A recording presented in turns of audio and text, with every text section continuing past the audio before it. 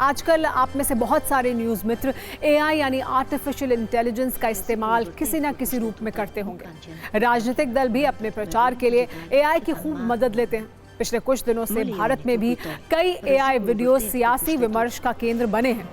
लेकिन राजनीति में अब एआई की भूमिका इससे काफ़ी आगे बढ़ने लगी है। पिछले हफ्ते ही हमने आपको ये बताया था कि अल्बानिया की कैबिनेट में एआई मंत्री को शामिल किया गया है।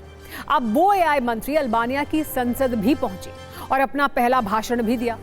दूसरी तरफ जापान में एक राजनीतिक दल का अध्यक्ष ही एआई को बना दिया गया है। सोचिए, एक एआई अध्यक्ष ही पार्टी की नीतियों को तय करेगा। पहले बात करते हैं अल्बानिया की एआई मंत्री की, जिसकी चर्चा पिछले कुछ दिनों से पूरी दुनिया में हो रही है।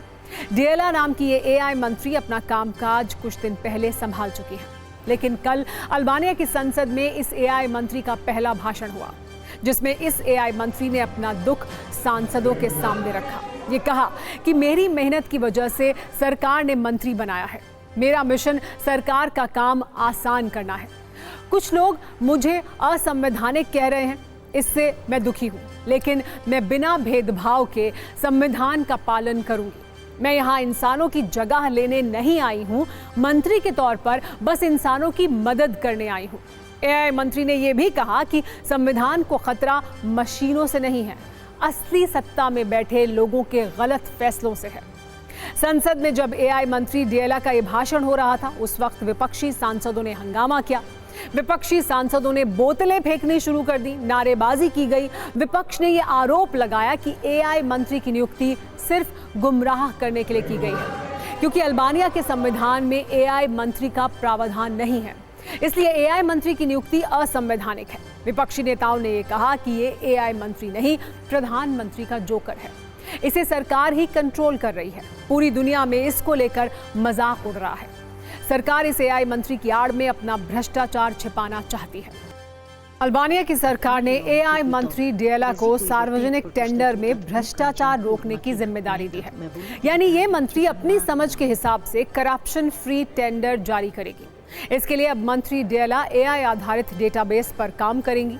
वो किसी भी टेंडर के संबंध में डेटा एनालिसिस करेंगी, सभी आवेदनों की पूरी निष्पक्षता के साथ जांच करेगी। जांच के बाद टेंडर पर खुद ही फैसला लेगी। इसके लिए किसी मानवीय हस्तक्षेप की जरूरत नहीं होगी, यानी बिना घूस, बिना दबाव ये एआई मंत्री अपना काम करेगी।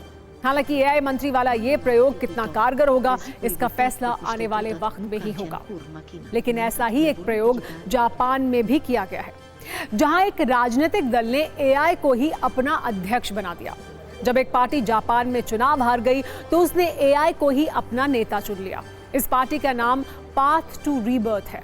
जिस एआई को इस पार्टी का नेता चुना गया है, उसे एआई पेंगुइन नाम दिया गया है। अब ये पॉलिटिकल पार्टी एआई पेंगुइन के नेतृत्व में आगे बढ़ेगी। जापान में हाल के चुनाव में पाथ टू रीबर्थ पार्टी के संस्थापक शिंजी इशिमारू बुरी तरह चुनाव हार गए, जिसके बाद उन्होंने इस्तीफा दे दिया था। जब पार्टी के लिए नया नेता चुनने की बात हुई तो एआई को ही पार्टी का नेता मान लिया गया।